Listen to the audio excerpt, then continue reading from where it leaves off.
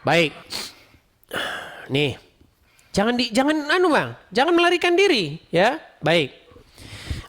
Ini makanan setan dan jin. Ya, kita bacakan hadisnya. Kita bacakan hadisnya ya.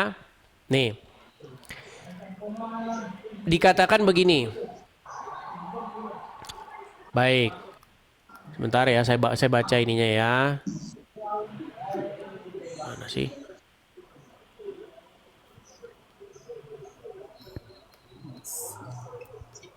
Bentar.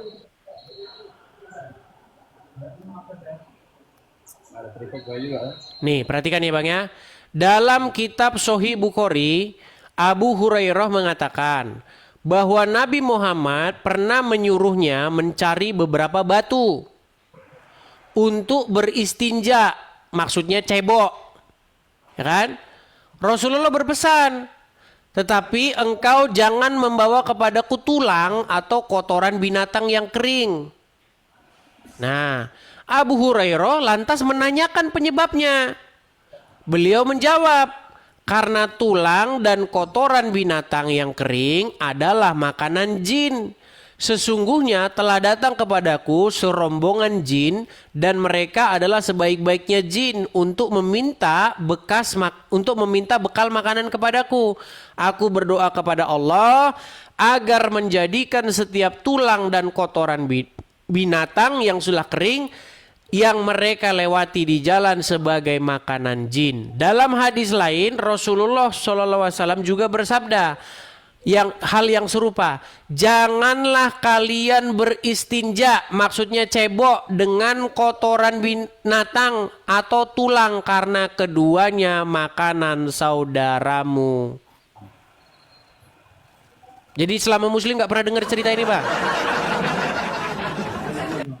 Ya, terus intinya pertanyaannya, Nah, tadi ada muslim bilang, katanya saya dibilang menjelek-jelekkan Islam. Apakah yang kukatakan itu tidak ada dasarnya? Bahwa kata Muhammad, setan itu makannya pakai tangan kiri, minumnya pakai tangan kiri, betul? terus, Dan mereka makannya adalah kotoran dan tulang, betul? ya, terus, Dan Muhammad melarang cebok pakai tulang karena itu buat makan setan, betul? betul. Ih, terus kenapa saya dibilang fitnah? Makanya ku bilang Bang, ketika Abdul Somad membaca kitab Bible kami, dia katakan bahwa Yesus atau Musa menubuatkan akan datang Nabi Muhammad. Ku bilanglah Bang, mustahil Pak Ustadz. Karena apa? Karena ajaran Muhammad agak lain. Apa dibilang tadi? Ada momen agak lain. Lain kenapa? Cok. Lainnya begini, coba aku tanya. Bang, kalau ada tetangga, kalau ada teman atau keluarga bilang ada setan di sana makan-makan tulang, kira-kira menurut abang dia kena gangguan jiwa nggak? Setan itu sesuatu yang tidak nampak kecuali orang tertentu. Oke, berarti kalau ada orang yang melihat setan makan-makan tulang, menurut anda orang itu mengalami gangguan kejiwaan nggak? Kecuali, ada kecualinya. Kecuali Muhammad gitu kan? Santai kan? Loh. Kopi santai. Oke, kutanyalah dulu bang. Misal nih, misal Iya, Cok. ada orang, dia bilang, Bang Lubis, apa? Ada kulihat setan bang. Dia makan-makan tulang. Di mana? Di situ tadi bang. Nah, menurut anda orang itu mengalami gangguan kejiwaan atau mengalami hasil halusinasi tinggi atau lagi demam panas tinggi atau bagaimana? Jawabannya sama. Apa? Ada orang itu yang diberi keistimewaan yang bisa melihat. Ya, yang bisa melihat. Enggak semua orang. Enggak semua orang. Oke. Jadi Muhammad melihat setan makan dan minum pakai tangan kiri.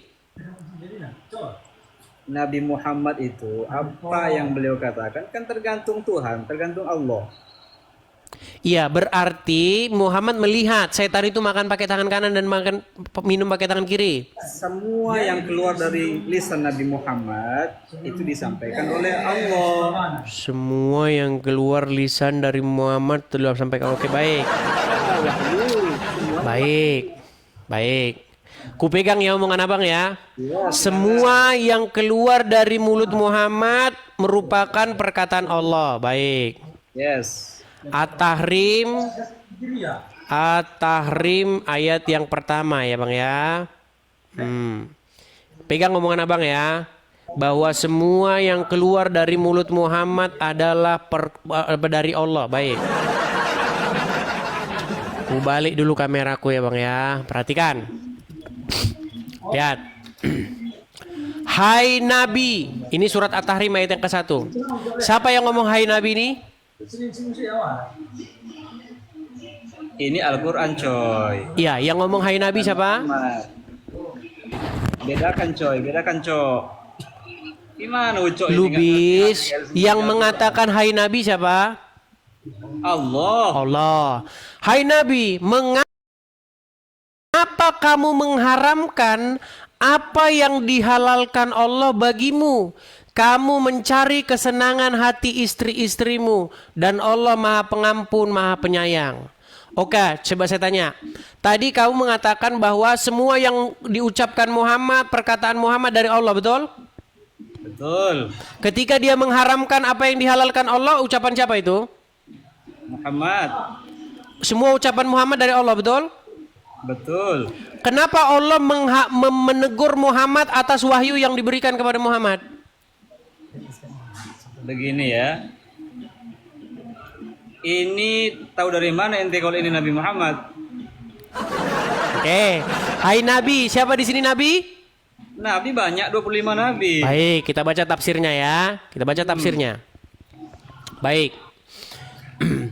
Allah menyuruh Rasulnya dengan kemuliaan nabinya. Dia menegurnya ketika beliau melarang dirinya untuk menggauli budak wanitanya karena telah bersumpah tidak akan menggaulinya. Demi menjaga kasih sayang Aisyah dan Hafsah, Rasulullah berpesan kepada Hafsah untuk tidak menceritakan kepada siapapun tentang sumpah ini. Kutanyalah dulu sama kau Lubis, siapakah yang beristrikan Aisyah dan Hafsah? Ya Rasulullah. Oke, berarti sudah jelas di sini Muhammad ya. Hai Nabi di sini Muhammad ya. Enggak, itu tafsir dari mana? Waduh, tafsir dari mana? Oke. Tafsir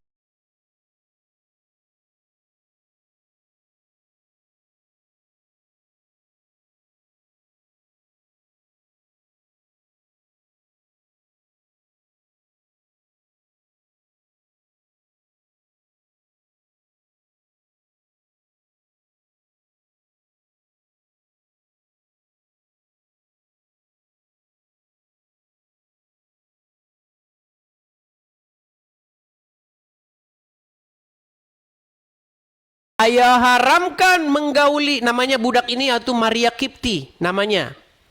Seorang perempuan cantik yang digauli Muhammad di ranjangnya Hafsah. Di ranjangnya Hafsah, Muhammad menggauli Maria Kipti. Itu membuat Hafsah dan Aisyah ngamuk berat. Lalu dia bersumpah, mulai sekarang aku haramkan Maria Kipti bagiku. Datanglah Allah. Allah kalau urusan begini cepat datang dia.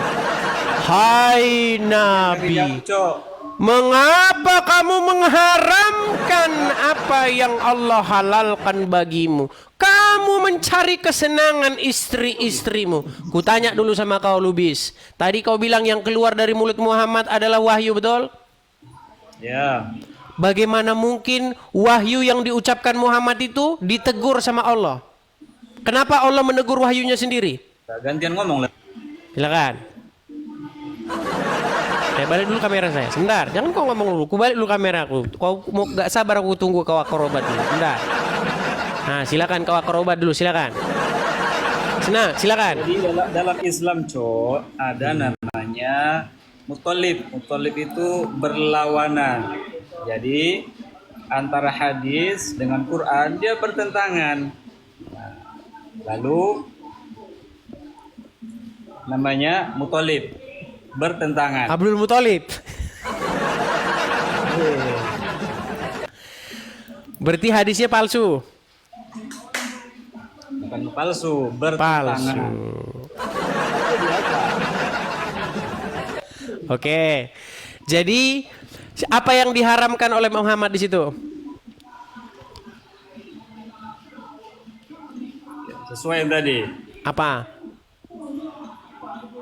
Katanya palsu tadi, mengharamkan Maria Kipti. Lalu yang diharamkan oleh Muhammad apa? Menggauli budak. Ah, tadi kau bilang semua yang terucap dari mulut Muhammad wahyu. Waktu dia bilang aku haramkan Maria Kipti ini, itu wahyu bukan? Yang keluar dari mulut dia itu. Wahyu. Wahyu, kenapa Allah tegur? Sekarang gini ya, jawab lagi ya. Sebentar dulu, kenapa dia tegur? Katanya yang keluar dari mulutnya wahyu. Masa Allah menegur wahyunya sendiri gimana? Ini jawabannya. Sebelum Silakan. ngeblank ini. Nah, dengarkan dulu. Akan ngeblank. Apa mau dibilang tadi? Silakan. Seleng pula. Ah, banyak pun alasanmu lubis. Silakan. Ngeblank. Ngeblank apanya ngeblank? Nih. Mana ngeblank? Yuk, silakan. Nggak ada ngeblank. Ngomong aja. Bilang aja kau pusing. Sudah sakit kepalaku bang, itu lebih bagus kau bilang. Dan tiadalah jawaban orang-orang yang jujur itu adalah lebih baik ketimbang daripada menipu diri sendiri.